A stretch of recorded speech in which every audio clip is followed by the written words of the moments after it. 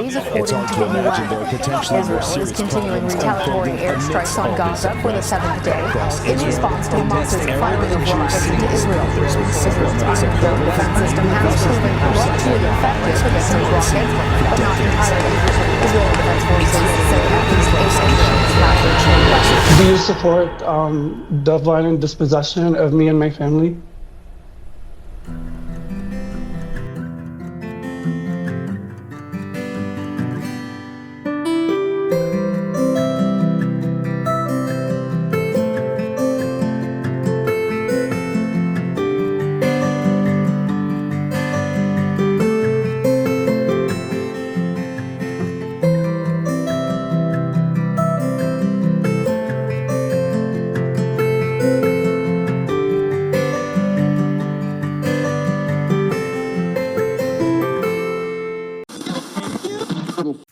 Tensions are high in Jerusalem following clashes between Israeli police and Palestinian protesters outside the Al-Aqsa Mosque in one of the city's most sensitive areas.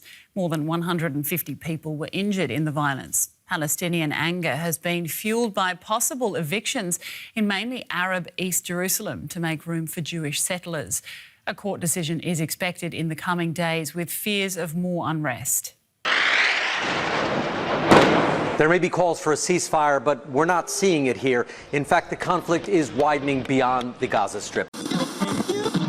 We are just a community of individuals, a community of refugees going against a system, an entire army of occupation forces who will not hesitate to use brutal force against us because they have been able to use brutal force against Palestinians for decades because they've been able to get away with it with impunity because the international community still refuses to hold Israel accountable for its actions and violations against Palestinians. This entire country was established through destroying Palestinian villages and displacing Palestinian refugees. And now this policy of colonial expansion has replaced an artillery with a judicial system that is inherently colonial, inherently asymmetrical and biased towards Israeli Jews.